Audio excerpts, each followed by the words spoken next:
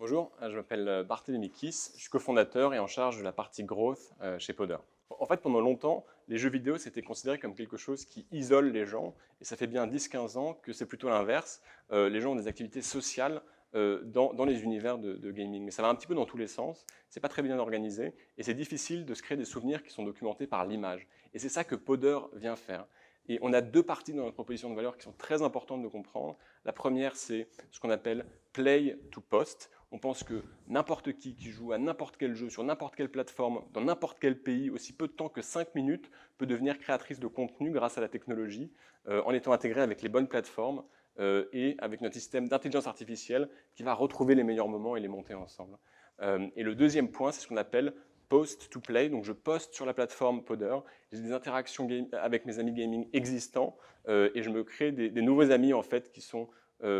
intéressés par les mêmes jeux et on finit par se retrouver ensemble à jouer de nouveau et à se recréer des souvenirs. Chez Podder, on vient de lever notre série A, 12 millions d'euros, ce qui nous permet d'étendre l'équipe et d'aller chercher des partenariats directement avec les éditeurs et les publishers de jeux vidéo. Et pour nous, c'est quelque chose qui est très intéressant parce que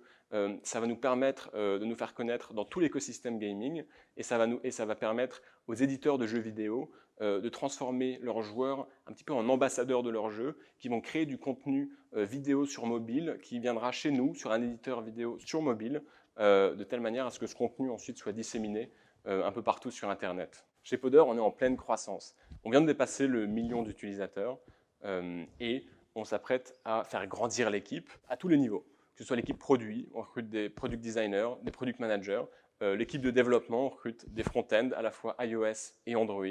des PC développeurs, des back-end développeurs, que ce soit l'équipe AI, on recrute des data scientists, des machine learning engineers, l'équipe content, on recrute community manager, on recrute content manager, motion designer, ou l'équipe growth. Et là, on recrute des personnes qui nous aident à faire de l'acquisition, du marketing et des partenariats. Et pourquoi nous rejoindre maintenant?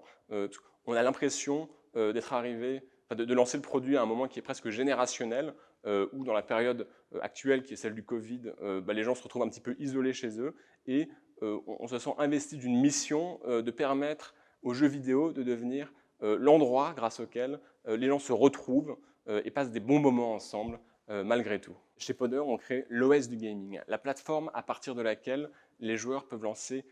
n'importe quelle partie et par laquelle ils vont commencer en fait leur expérience de jeu parce que c'est là que sont leurs amis existants, les amis qui peuvent se faire autour du gaming, leurs souvenirs du gaming, les jeux eux-mêmes et c'est grâce à Podder en fait qui se crée des souvenirs qui sont documentés par l'image. Et pour nous, c'est quelque chose qui est très important et qui a beaucoup de valeur parce qu'on vit dans une société de l'image.